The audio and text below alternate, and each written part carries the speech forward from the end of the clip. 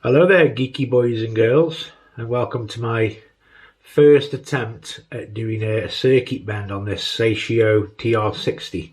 It's a bit knocked, a bit scratched, but not to worry, this is going to be all stripped down. There's a few problems with it, I noticed.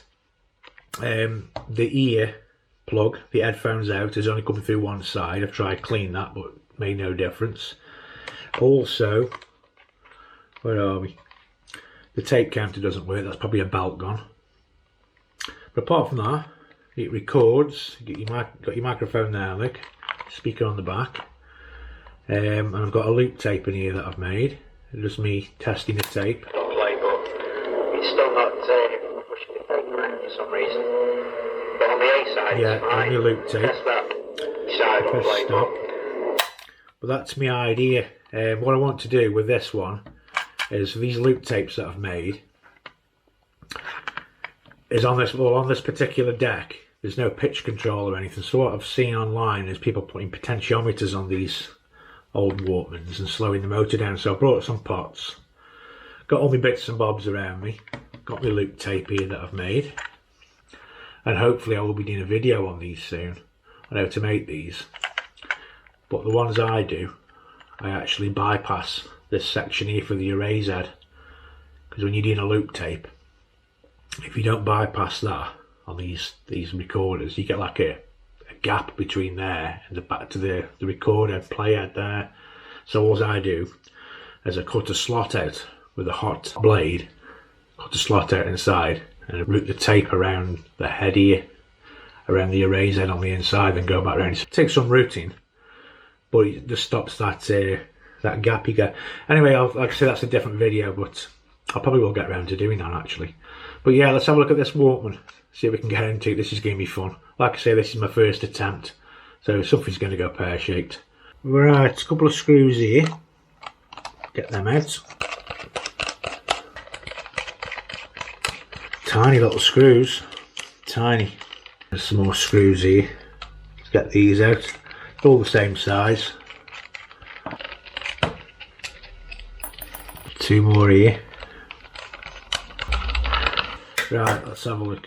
They're all out from there. Out from there. Oh, some on the bloody back. Dozy sod. I'm just hoping there's not some of these little feet here, because sometimes you get that.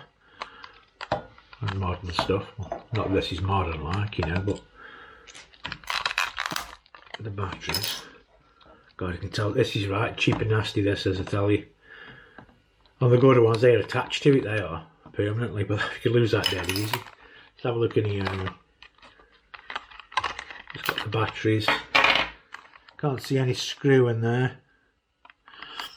All I can see is one screw here and one screw there. Right, so they've gone in there. I think that's all of it, folks. Put the batteries in there. Let's have a crack. Something's happening.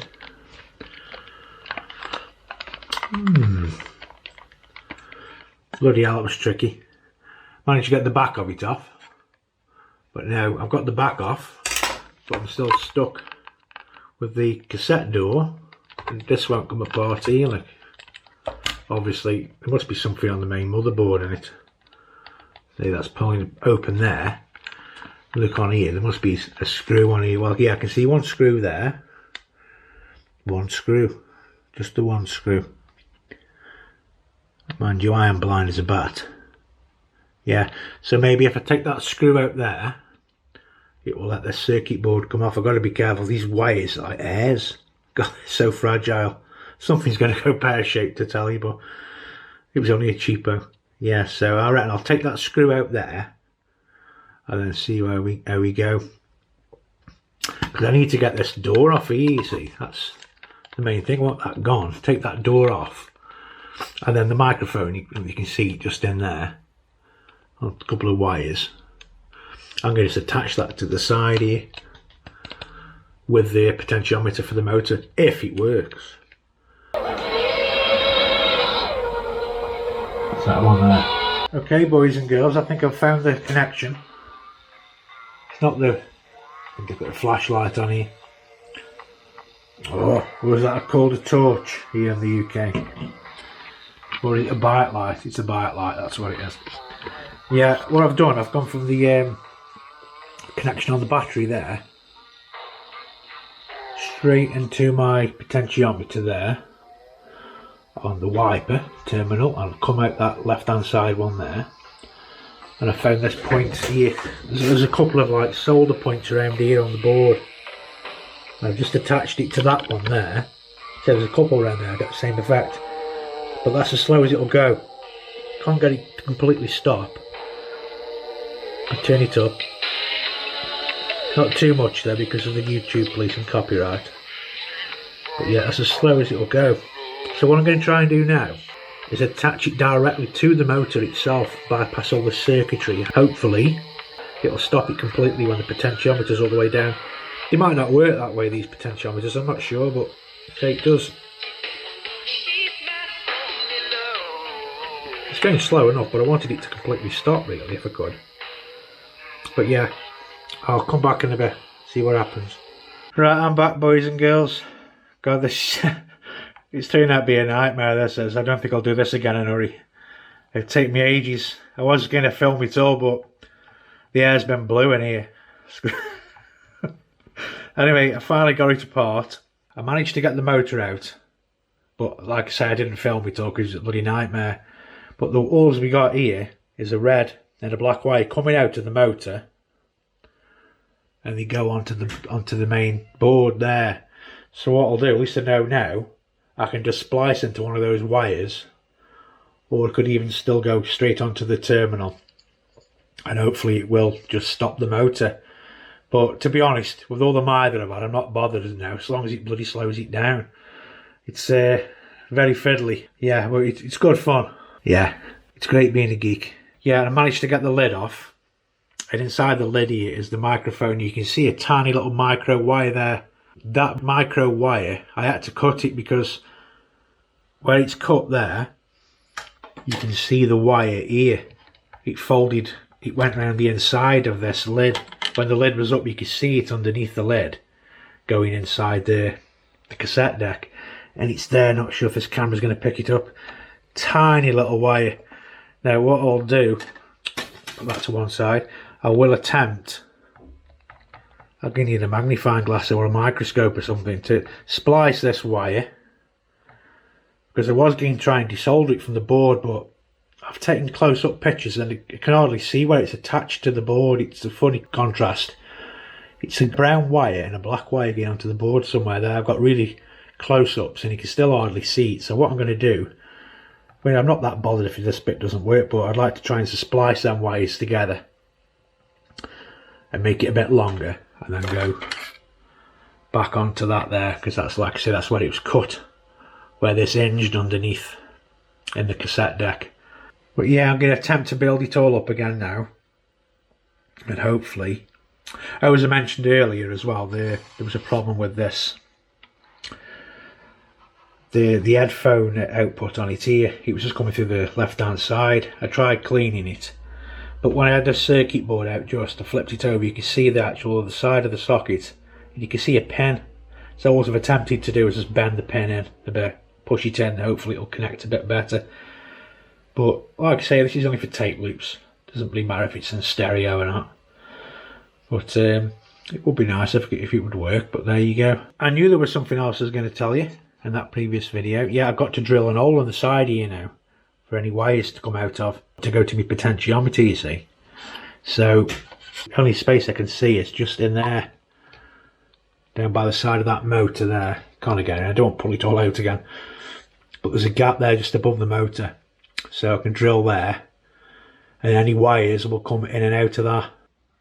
Oh yes, and I also forgot to mention that the tape counter wasn't working. I thought it might have been the belt which had snapped or perished or whatever, but it's still on, it's still intact, and it seems pretty taut. It's on the pulleys okay, so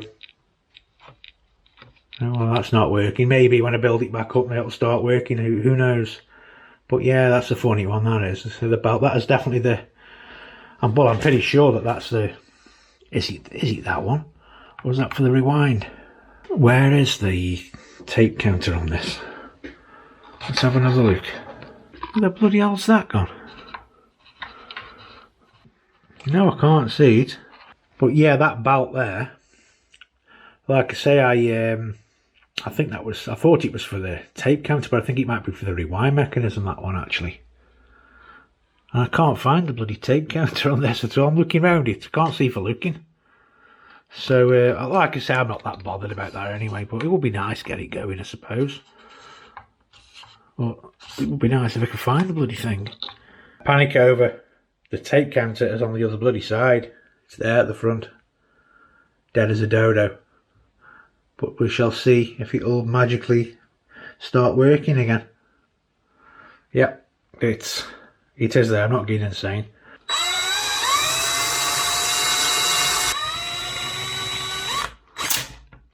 Oh shit. It works. There we go. Got through. Ooh, quite neat as well. You see that, boys and girls? It just caught the mechanism then. Oh, I'm so glad I recorded that now. There we go. Well, what can I say? After all that hard work, the headphone socket still doesn't work. I took the connection off completely, resoldered it back in, cleaned it all up, and it just still doesn't work. It's coming through the left hand side, so never mind. It doesn't really matter if it's in mono. It's only for tape loops. It's working, boys and girls.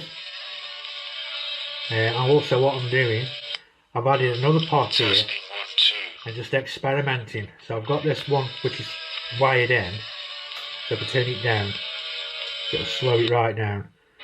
Unfortunately it doesn't completely stop, but I'm not too bothered for the first attempt. I think it's gone quite well considering all the mile that I've had.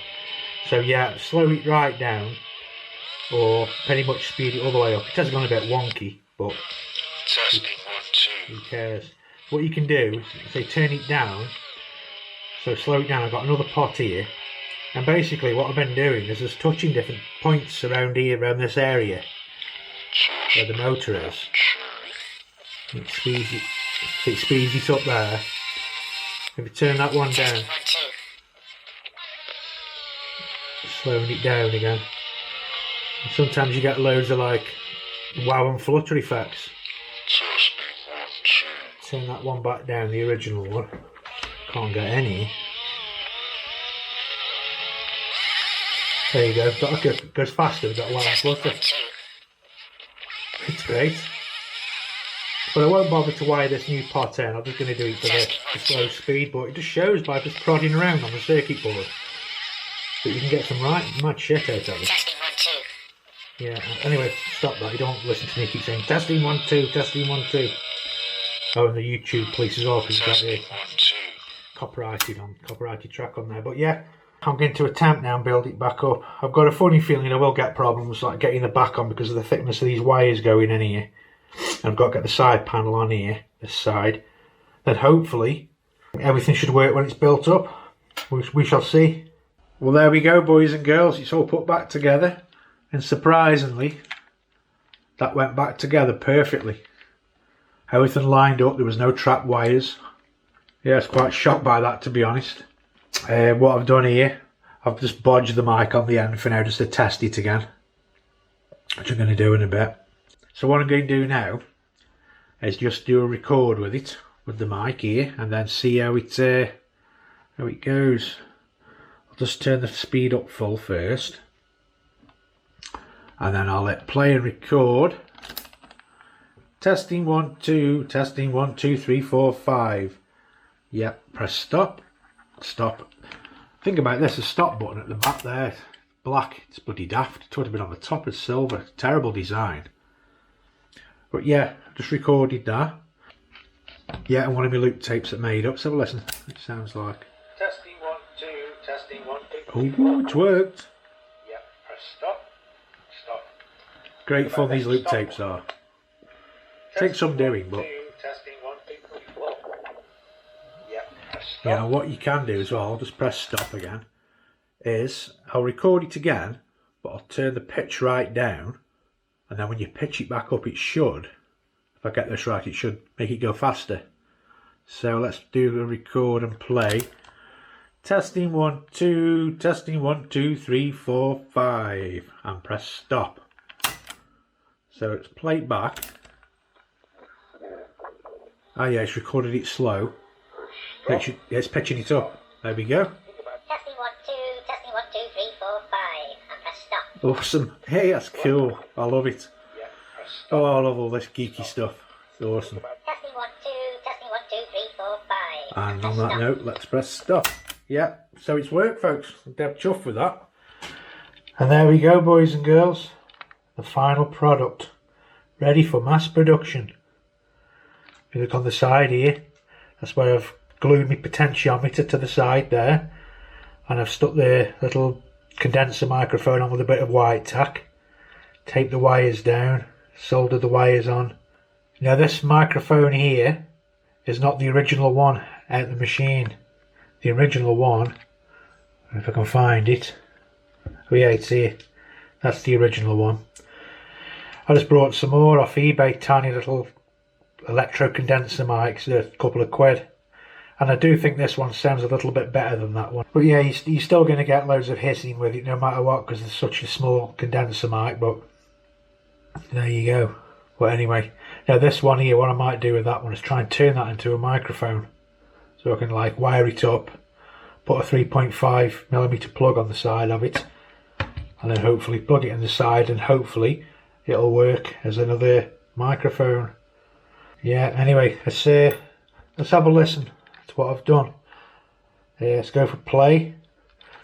We're full speed at the moment. There, on full speed. Press play. Oh yeah, by the way, I've got this plugged into my little speaker here. Look.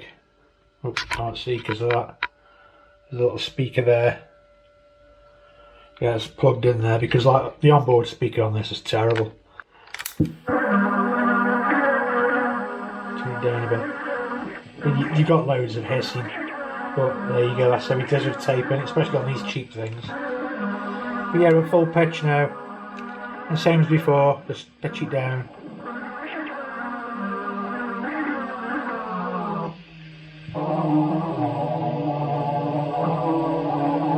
It's great for drone and experimental music, which I'm really into. I'm doing it really. And there's the cool loop tape there.